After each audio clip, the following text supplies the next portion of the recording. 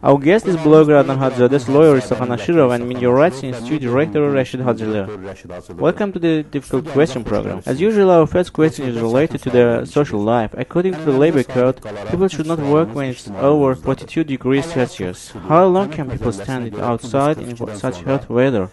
How is the situation in prison? It is the same temperature in prisons. Naturally, in there, the sun is not different from ours. It's the same temperature, but there is no cooling system, and the situation is extremely difficult. Rashid, how is this issue regulated in legislation? In the labor legislation, there are certain compromises for people working on the sun or in the open air.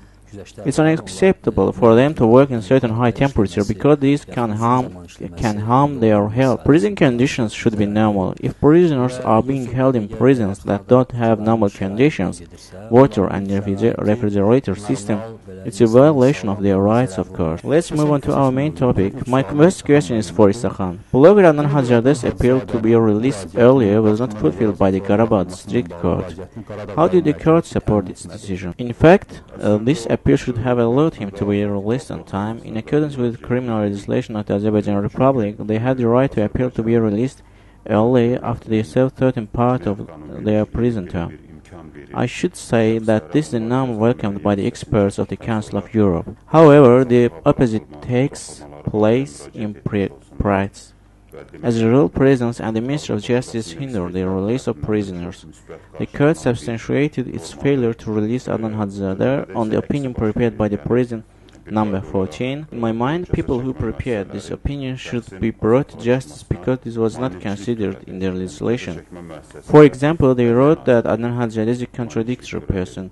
When we cleared up this question, we found out that they gave instruction to Adnan Hajizade, and he told them that he will carry out the instructions after he consults with his lawyer. Therefore, they call his character contradictory. This is not an expression specific for them. They are not psychologists or specialists in the psychiatric field. Character has no relation to reproach. Adnan Hajizade said in the hearing that he was not reprimanded while in prison. The employees of the penitentiary services said in the hearing that Adnan was not reprimanded. Adnan pointed out that he participated in the public work of the prison, such as carrying water and digging ground. Why didn't the court consider these actions instead of absurd versions? Other versions are not considered in the legislation. For example, the employees of prisons demand that the person should admit that he committed a crime. This is not related to their functions. These are detention places. People are placed there to be held. It's not related to the function of these places to determine whether somebody committed a crime, admits his crime, or say that he regrets the crime. I believe that this decision cannot be called a court act. Court acts should be legal, fair, and founded. It's not possible to describe the Karabakh District Court's decision in this way. In fact, the person issuing this decision should be brought to justice. My next question is for Rashid. When Adnan Hajizade was in prison, there were some reports that he violated rules by not playing volleyball. However, the court's failure to release the blogger is assessed as politically motivated in the press. What do you think?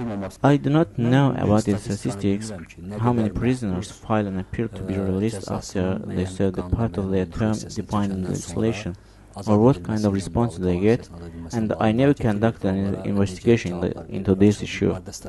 However, neither Adnan Hajizade's case nor Adnan Hajizade's case conforms to the general statistics. These are special cases and have been the focus of the international and national communities. Therefore, there are discussions conducted on these issues. Everyone has their opinion regarding this issue, and it's claimed everywhere that the arrest of these people is unfounded. They were arrested for criticizing the government and powerful people. It's obvious that the legal system in Azerbaijan makes it clear that these people have influence on the penitentiary services and the courts. I believe that the judge and the people who prepared these opinions did not do it willingly. They were told to do so. The same result was achieved in Adnan Hajizade's case. He was denied early release, and the reason was the opinion of the prison indicating that he didn't participate in collective works. As an example, they showed that Adnan was asked to play volleyball but he refused because his legs hurt. Mr. Isakhan, will you file an appeal against the court decision? Is it time to appeal to the European Court of Human Rights regarding the case of bloggers? When will you do that? No doubt that an appeal will be filed against this decision. The appeal on the bloggers case is in the consideration of the European Court. Separate appeals have been filed regarding a violation of other rights. The appeal regarding the essence of the arrest will be presented after 19th of August. I mean, we will appeal to the European Court after the Supreme Court of Azerbaijan will consider the case.